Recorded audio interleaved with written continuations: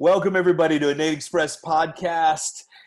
We are still in this COVID thing, and I've got my great friend, my mentor, and someone I respect greatly in chiropractic, Arno Burnier, and I want to welcome him. Thank you for joining us, Arno. Haig, this is wonderful to have you and to be on the show with you, and two bald heads together. It should rock. You know what they say with men with bald heads. More room for brains, and, we won't go to the other parts. Direct universal transmission. There's no interference here. Clarity, right? Yes. So, we're all going through this. There's nobody immune from going through this process of the COVID thing. And, I'm on my tertiary pair of glasses. They're all this way and nobody to straighten them out.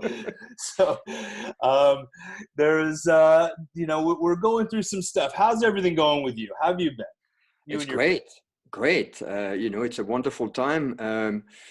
Obviously taking time out, getting really grounded and centered and spending time in nature. My grandson is here. We have blessed to be in Colorado, where I have plenty of places to walk, and I can take hike in the woods and go to the river with my dog. So I'm blessed. I feel absolutely blessed. I feel a lot of compassion for people that are locked up in a small apartment in New York or in Barcelona, or people in the third world. I cannot even imagine what's going on in the third world, where people don't have a dime to their name. The food is getting short for them. It's a horrific situation, but we have to make the best of it. Bigger than the virus, right? It's correct. There's so much more happening, and having empathy for that it's just being human, Yeah, I saw a post the other day that was like almost, this is a bummer. We are all locked up and all this. When are we going to be free to get out? And my thought was the number of people throughout history that have absolutely squeezed out of themselves magic, beautiful things, wrote essay, poem, poetry, you name it. The Nelson Mandela, the Gandhis, the people that have been incarcerated on house arrest, in prison, in quarantine in some ways. Oh, yeah. So, we have to really look at what can we get and squeeze out of ourselves from this. So it's a wonderful time. It's a powerful statement. And you know what? I broke down COVID-19 out of having a little extra time on my hands. Co meaning, joint. And I added an A, vida meaning life or lifetime in Spanish and Portuguese. And 19 in numerology is refinement. So co-life refinement. Wonderful. And, and not everybody is on that page. And, it's not judging anyone that, I've got two little kids that are half the time they're crawling over my head. And like I said, on my third pair of glasses, they're all over this way. It's a challenge for everyone, right? For wives and husbands that are having to spend so much time. And luckily, we've worked on some things ourselves.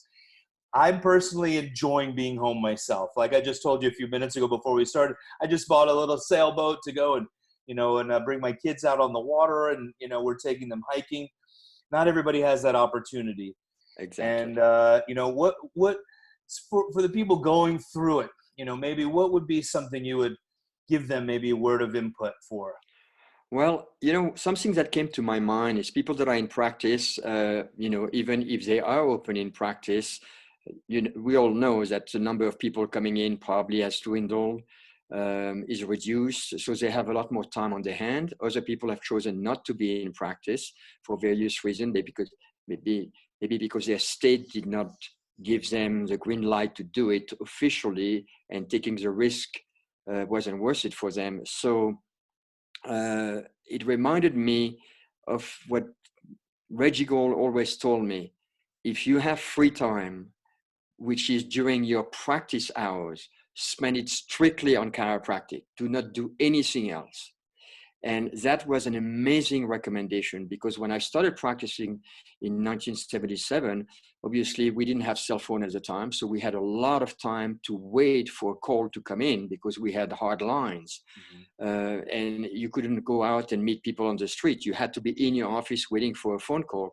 So I utilized all that time to really refine my communication, to prepare talks, to study the green books, to deepen my understanding of chiropractic philosophy. So I think this is one thing that every chiropractor need to do. If they have more time on their hand, just deepen your understanding of chiropractic principle, of your communication, or how to educate your people. And that will bear fruits down the line. I see, so many people getting caught into all those conspiracy theories and spending all that time on it. What a waste of time. What are you going to do about it? What are you going to do about it? Whereas right there, you can do a lot for you, for yourself, for your practice, for your people, for chiropractic. So that's the first thing. And, if I think about how I would, because I'm no longer in practice now, but how I would address it today if I was in practice, my first talk, reopening my office, would be, or my communication on social media would be, out of this quarantine, out of this COVID-19, what are we learning? And what we are learning is that our health is our number one priority. Being healthy, staying healthy is absolutely paramount in life. And this was a perfect example so that people can get, now I get it. I didn't get it before because I wasn't potentially challenged with something. But now I really get the message. And chiropractic is a positive for human physiology, no matter what age, no matter what you have, no matter what's going on with you, whether you're an athlete seeking better performance, a spiritual person seeking deeper connection, a sick person seeking to get better. It doesn't matter. Chiropractic is a positive for human physiology. And as a result of that, it distresses the nervous system. It allows the nervous system to come back into parasympathetic mode, which we all know facilitates ease in the body, cause stress chemical to be wiped out of the body and poured out of the body. So that will be my dominant message. Health is number one. Health is paramount. Yes. There is no other things that take priority. Not the money, not the PTA meeting, not the ball game, nothing. Your health, without your health, you have nothing. Absolutely nothing. You're dead in the water. Absolutely true. A lot of people are really coming out of they're crashing from that sympathetic, the fight or flight. And, that adrenaline has been so high, the fear, and that's where that fighting comes in. And you see a lot of people in that fight. And you and I have communicated a little bit. And, it's not hard to get into that and just want to fight. And that, for me, what I was realizing, it's taking me out of my happiness. Because no matter what, being happy is truly, to me, the most important thing. I've seen truly blissful people that were terminally ill. And for me, myself, my happiness and my joy is number one, spending with my family, being at ease. Because when I'm fighting with people on Facebook, I still have that aggression and we're taking it out. There's no point in that. We're in this no matter what. It's not going to change today, right? Totally. So what we have in here and in here, I think is paramount. So you hit on some great topic there. I appreciate that. Yeah. And, another thing that I'm thinking about in Europe, because they have social laws that are more restrictive to some degree, and we can look at it on both sides. It's restrictive. In another way, it's really positive. People are forced to take a full month's vacation minimum in the summer. And you can really see that it takes a while for people to decompress and to come down from their work mode, from the pattern that they are in. Where in the States, people sometimes get a week vacation, 2 weeks vacation. So they haven't had the experience of what is it to really decompress and to let go and to get into a mode of total relaxation and total ease.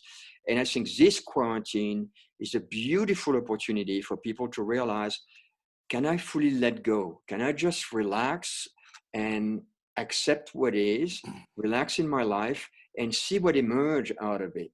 And it's amazing when you do that, that something will emerge. There is a new level of creativity. There is a new level of conversation.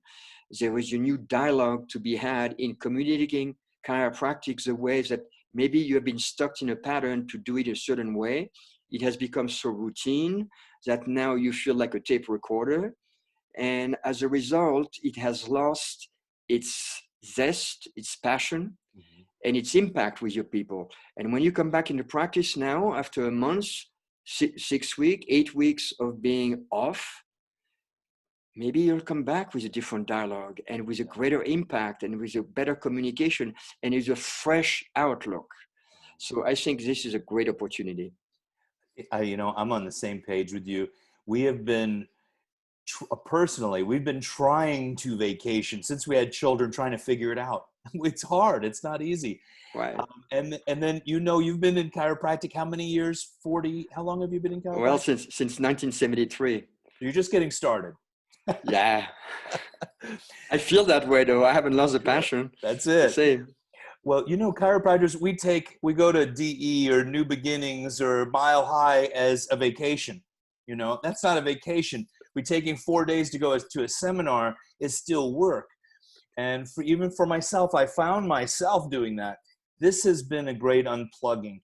And whoever is listening to this, now start, if you haven't unplugged, really work at it. This could be your new mission for today of news lists, if you already haven't done that, news, and just decompress, be at ease, accept it, and be where you are. Being Yeah. the thing. Totally. And accepting what is. There is no fighting this. It's universal expressing itself through humanity. That's all it is. It's supposed to happen. You cannot argue with reality. It is what it is. So the fighting, who started it, how it was started, who cares? It's happening. It's reality. Accept what is, and something totally different shows up. It's great. Well, it's like trying to blame someone else that they put the hole in the boat, and when your boat is sinking, and trying to argue about it instead of bailing out the boat, right? Right. So I have seen, maybe decompressing like this, it might get a few more hairs growing. I don't know, but I've enjoyed it. For what I have told people, what to do is fall back in love with your practice, like you were saying. And I went in and I fixed all my tables. I started tinkering with things, and while it was empty, and getting everything working that I have ignored, right? And just being in the practice, laying on the floor, staring at the ceiling, falling in love with the floor and the paintings and all those type of things. To me, that has been a great asset of just falling in love again with my office. Yeah. And I'm thinking in that you're a slacker because let me tell you, when I was in practice, there was nothing falling apart. I was like, I'm kind of a perfectionist. So everything was up to date, up to par. And I had a Swiss father. So we did a lot of maintenance on everything. Yeah. The moment that the office was closed, there was maintenance. However, it made me think of Ernie Landy. You remember Ernie Landy? Yes. Ernie Landy giving talks in his office, even though nobody showed up. Yeah.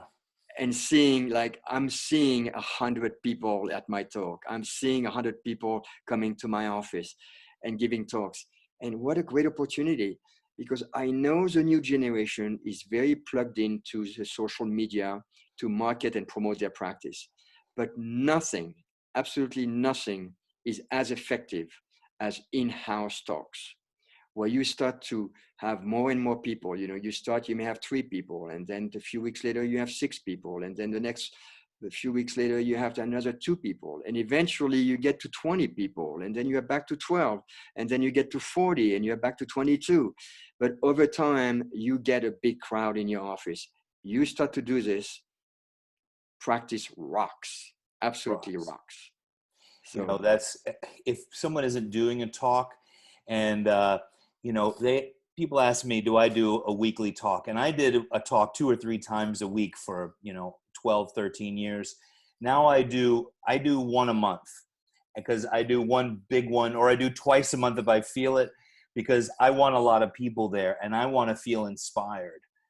And so that's what I do. I'm not saying everyone else should do that. Weekly or bi-weekly, you know, is fantastic.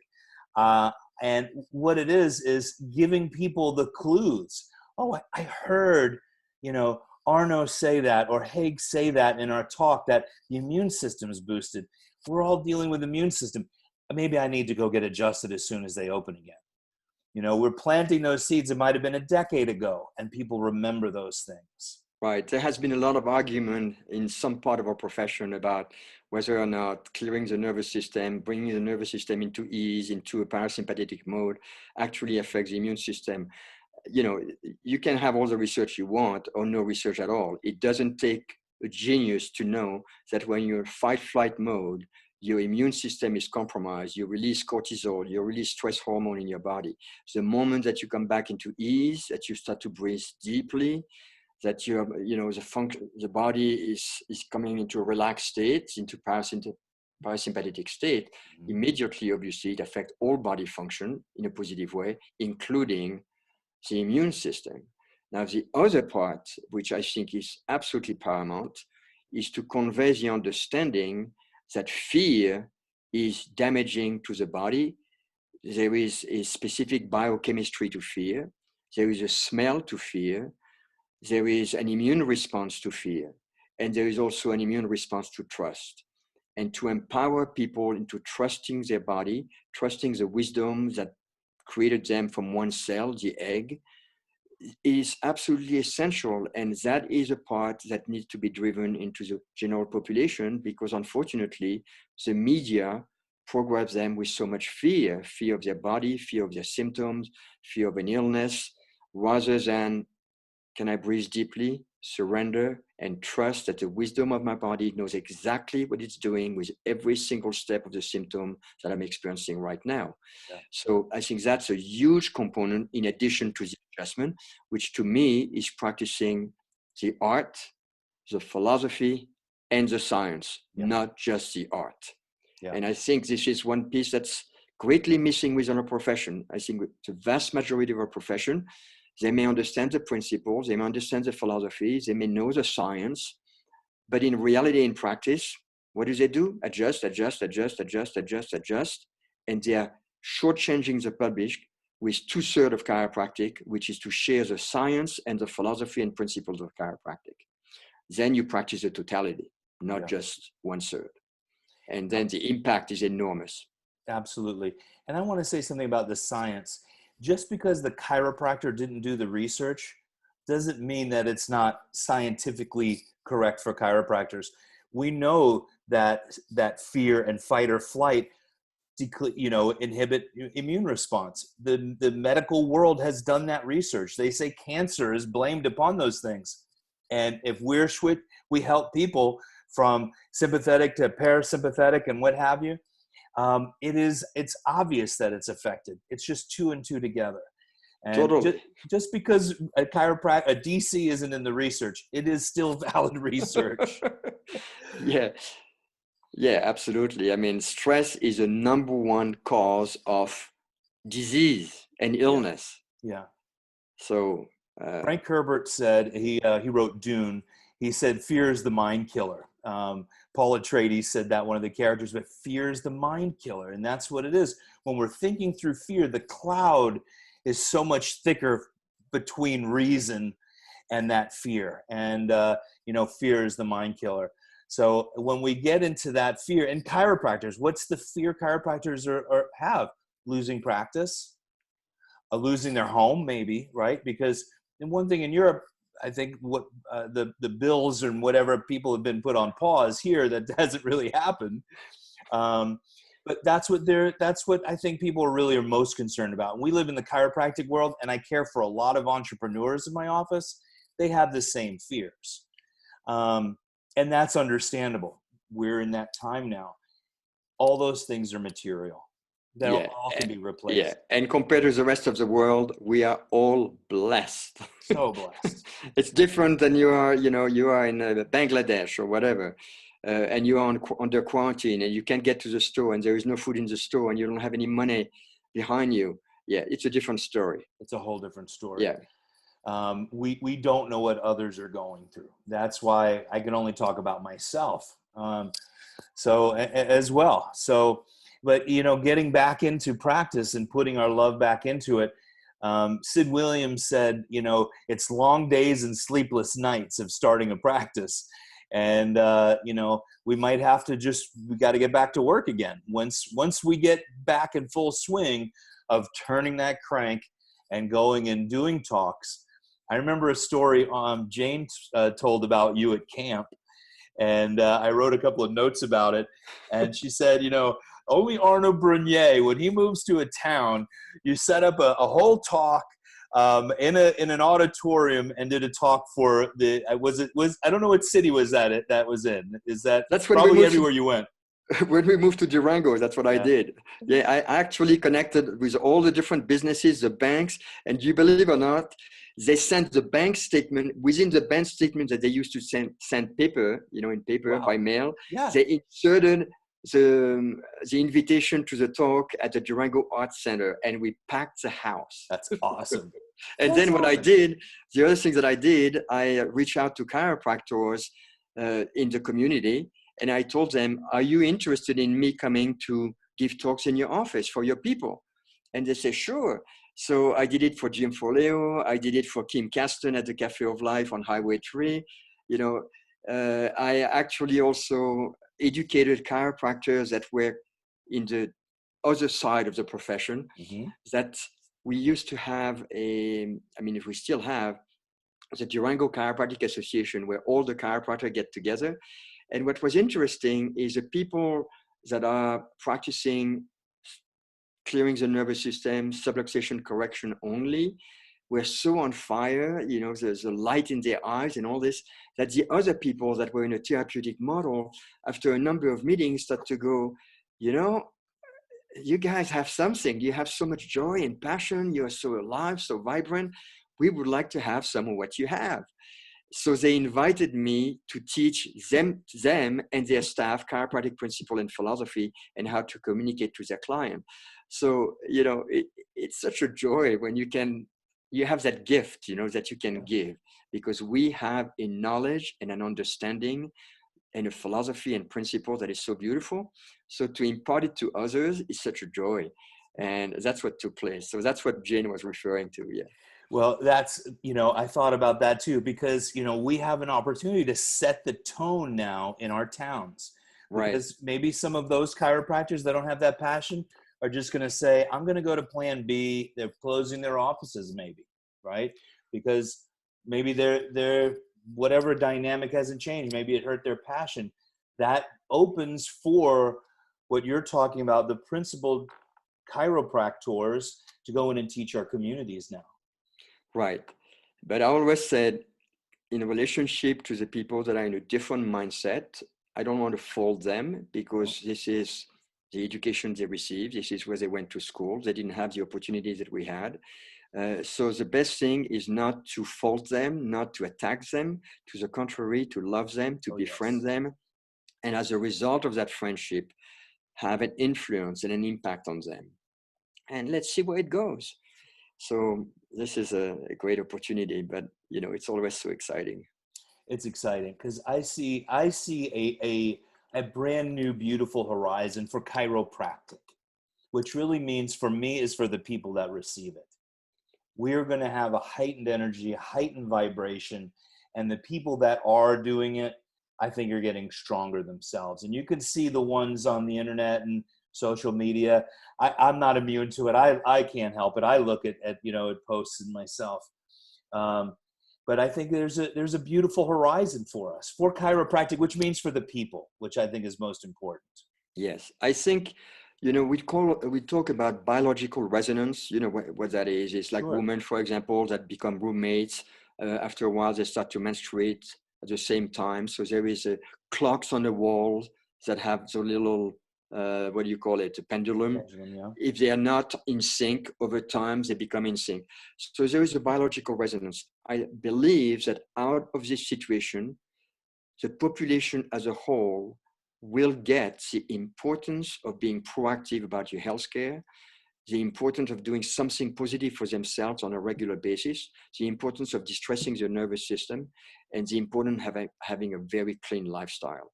I think we're going to be see a significant change in people's behavior over time. I really think so too. This is going to be a catalyst. It has been for me, for my own self, for my litmus test of my family and self. You know, I have to look at things as being an asset. And if we're there, much of the world, and you know, they are going through harder times in different places. Is there anything else you'd like to share, maybe for the future for chiropractors? You know, I have this pressing idea that has been nagging at my mind for quite some time, that I believe it is time for a profession to step out of its isolation and start to reach out to all of the disciplines that provide a positive service for human physiology, and to create locally, and then at the county level, then at the state level, then at the national level, an organization, a coalition of practitioners under the umbrella of chiropractic. Because, and what I'm talking about is reaching out to all the massage therapy in your community, to reaching out to all the body workers, the healer practitioners, the trigger worker, the life coach, the nutritionist, the acupuncturist, anybody that has a service that is positive for human physiology, to reach out to them and create a coalition that is basically under the umbrella of chiropractic. And I say not this in a pejorative way or in like we're better than them. No, but we have a philosophy. We have a philosophy that massage therapy do not have it. You know, the number of massage therapists over the years that came to see me, and then I found out that they had a practice that was a symptomatic practice. And I conveyed to them the importance of regular proactive care. And I said to them, what would it take for you to tell your client, you know, I highly recommend that you get a massage once a month minimum. If you can afford it, twice a month. It's good for your physiology. You don't have to have an ache or a pain or a problem to get a massage. The same way that you don't have to have an ache or a pain or a problem to receive chiropractic care. And as a result of that, they start changing. But the other thing that I notice is acupuncturists, massage therapy, body worker do not yet have the depth of understanding of the laws of life, the principles of life, what is healing, what is true health, how do people get sick, how do they get well. They have very little understanding of that. So we have this philosophy. So what I'm saying is under this umbrella of chiropractic, we could have this coalition of practitioners and create a very powerful network of professional organizations that are like-minded, that see very much the way that we need to conduct our life in a similar way, that usually have very similar spiritual connection. So I believe that to make this happen, and you know, it has been nagging me, and I think now I'm going to take the step to make it happen at first here locally and set up the organization as a model that we can move through the rest of the country. It would be extremely powerful. Ultimately, what I see, Haig, is chiropractic being at the helm of a true health, healing, wellness, and well-being department in Washington, D.C., and in every country in the world. Yeah. Because what we have today, we don't have a health department. We have a sickness and disease department. Right. So that's what I'm seeing in the future. It may be 100 years from now, it may be 20 years from now, 50 years from now, but that is what I believe our profession has a power to do, the capacity to do, and the vision to do. You know, that is extremely powerful. And I've always thought, you know, chiropractic doesn't have any allies. We don't have allies because so many want to do other people's jobs, but creating those allies together. One of the intentions we did, our Indigo Festival this year, we're changing the name to Natural Health Fair. We're doing it in September, of getting those people together, helping them create more abundance for their practices. And then being a coalition, creating a common voice in our community, and then we can work towards a national level. I'm so happy you mentioned that, Arno, because it is what the profession truly needs, not to be accepted by anybody, but to actually create allies. Exactly. Can you imagine just locally, if you really come and you know, I'm going to put this together now, I'm committed to that, at least the framework, and it can be improved over time, but to reach out to every single massage therapist, body worker, trigger practitioner, rolfers, you name it, nutritionist, and getting them to join this organization. Do you realize the type of referral network it's going to create, an interrelationship that it's going to create? Mm-hmm. And when issues such as vaccination comes up, the power to have so many different profession behind you, and the number of the practitioner and the voice of the people that they serve. Yeah. Powerful. That to me is the next step. It's the future. We have, chiropractic has been staying in isolation in its own bubble for too long. And obviously it's not working. It's not working. We're not making any headways. I think it's the fear of knowing who we truly are as chiropractors, and our true of really what chiropractic might be. Do you think so? I don't know. Or apprehension, at least.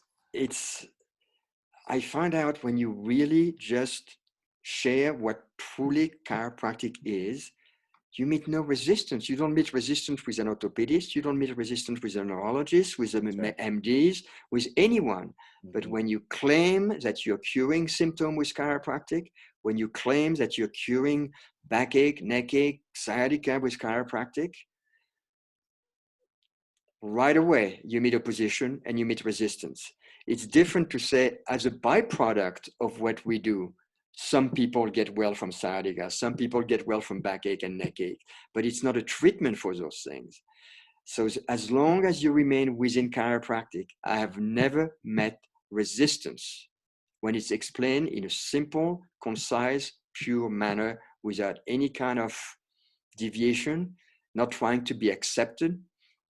I remember years ago, I was in practice in Yardley, and I was called in a personal injury cases to testify in court. And they had the expert on the other side, you know, the orthopedics, the neurologist, the medical doctor, and all this. And, you know, they were trying to bring me to compete with them in their world. And when it was my time to testify, I just asked the judge, you know, before I said anything, can I just explain to you what I do? And I start to explain to the judge and obviously to the courtroom what I did, what I do in chiropractic. And as I was doing it, the judge started to lean more and more and more over his desk. And when I was done, he went, "Son, are you getting paid for this?" And I said, "No, nobody is paying me." He said, "Well, I'm going to make damn sure they're paying you." And then I just explained that I analyzed the spine, detected an area that need to be adjusted to clear the nervous system and correct subluxation, and adjust them if needed. And I show my record. I had no neurological exam. I had no orthopedic exam. I had no physical exam, nothing. It all went in our direction. You told just speak the truth. Speak the truth as to what you do. Don't try to code it. Don't try to impress other people that are in another field.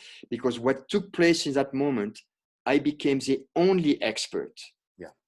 Because I was in my field of expertise. I wasn't trying to set above. Mm-hmm. I wasn't just trying to get into, well, I wouldn't even say above. I was just in my own field. Yeah. They were in their own field. I'm not a neurologist. I'm not an orthopedist. I'm not a medical doctor. I'm not a physiatrist. I'm a chiropractor, and I stayed in my field. So that was really a great experience for me, and you know, kind of teaching moment for myself. Absolutely. Well, are there any other things, anything you'd like to impress on entrepreneurs or chiropractors listening to this podcast? Just trust life. Trust life. You know, life works. It's amazing. Even in the down part, in the valley, you know. And I always say this. I've shared this many times with you. Hey, you know, it's great to be on the top of the mountain. And you know, I live in Colorado. You can go on 12,000 footers, 14,000 footers. You have to start very early in the morning. You have to get there by at the latest 12 o'clock, and then you better get down after that. you cannot survive at the top of the mountain. This is not where the nourishment is. This is not where the shadow is. This is not where the food is. This is not where the people are. Mm-hmm. So it's a beautiful moment to be at the heights of something, but it's in the valley that you learn, that you grow, that you get the nourishment ready for the next climb. So Beautiful. this is, if people think it's a valley, dig deep. Yeah. Dig deep. See what can emerge for yourself. See what new kind of new trait, new skills you can bring forth for yourself. Mm-hmm. Well, there's a lot of wisdom in that. That's a powerful statement there and a visualization. I appreciate it. We're going to be working on growth. As we come out of this, how to prepare, we're going to do more things, marketing steps, everything. For me, marketing steps is visualizing. I start with seeing the people, just like you said with Ernie Landy. I start with seeing a lot of people in my mind first. If you want to go to your office, you're not seeing anyone, or your adjusting table at home, see the people getting adjusted. Visualize the person, not just repetition, but visualize the vertebra. We're all going to go through this. We're all going to get out on the other side. I wanted to talk about some things that was brought to my mind when you said this. My CA was, for a long time, was also my wife's sister.